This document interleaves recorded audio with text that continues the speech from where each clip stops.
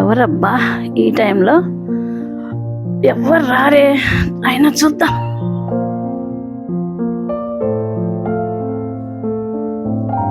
బిడ్డ వచ్చావా? షాక్ అయ్యావా?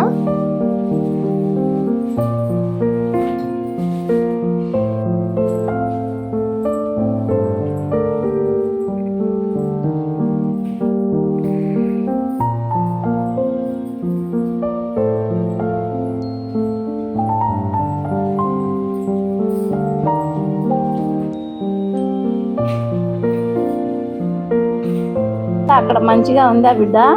ముందు మంచినీళ్ళు తీసుకొస్తానండు.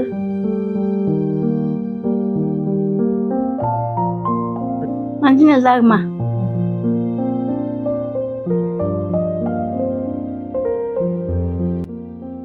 ఏమైంది? ఏంటి మళ్ళా ఉన్నావు? ఏం జరిగింది చెప్పు. ఏంటి నాన్నా, ఏమైంది? ఎందుకు అలా బాధపడుతున్నావు? ఏం చెప్పాలి?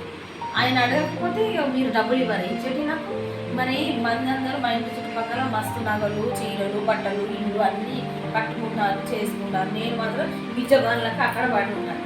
ఇక మీరు ఇయ్యరు, నేను తీసుకోను. పెళ్లి చేసి ఇస్తే అయిపోతుందా? ఆయన అడుగుతలేడని మీరు ఇస్తలేరు. అది కాదు బిడ్డ, నువ్వు అర్థం చేసుకోకపోతే ఎట్లమ్మా? నువ్వు అర్థం చేసుకోకపోతే ఎవరు అర్థం చేసుకోవాలి? తల్లిదండ్రులు. తమ్ముడు చదువు ఇప్పుడు ఇంకా పూర్తి కూడా అవ్వలేదు.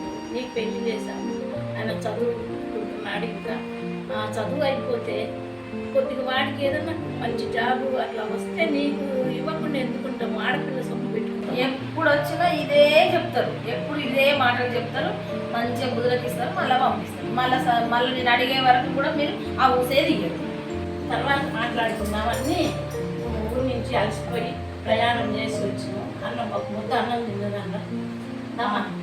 అదే ఇప్పుడు మాకు అక్కడ లేదు తినడానికి, అందుకే నేను ఛార్జీలు పెట్టుకొని అక్కడ నుంచి ప్రయాణం చేసి ఇక్కడ దాకా వచ్చిన, తినడం కోసం వచ్చిన.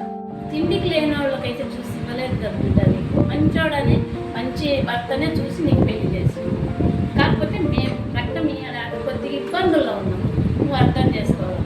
అర్థం చేసుకుంటే మా తల్లిదండ్రులు ఎంత కష్టపడ్డారా, మాకు ఇవ్వకుండా ఎత్తుకుంటారా? నువ్వే అర్థం చేసుకోకపోతే ఇంకా నీ భర్తేం అర్థం చేసుకుంటాడు, అల్లుడేం అర్థం చేసుకోవాలి? ఇంకా అదే ఆయన అమ్మాయిలు కాబట్టి మీ ఆటలు నడుస్తుంది.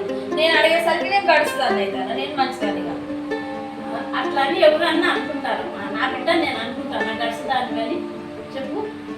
నీకు ఇవ్వలేదు కాబట్టి నీ సంసారంలో నీకు ఎన్నో ఉంటాయి. నువ్వు ఆ బాధలతో నా కాడికి వచ్చినావు, డబ్బులు ఇవ్వమ్మా. ఇవ్వలేక మేము కొంచెం బాధపడుతున్నాం. నువ్వు అర్థం చేసుకోకపోతే తల్లిదండ్రులు ఎవరు అర్థం చేసుకోవాలి? మమ్మల్ని ఎవరు అర్థం చేసుకోవాలి?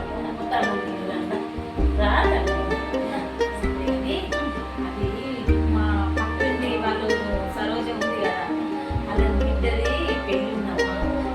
నీ పచ్చి ఉంది కదా, అప్పుడు దసరాప్పుడు తీసుకొచ్చిందే అన్నయ్య.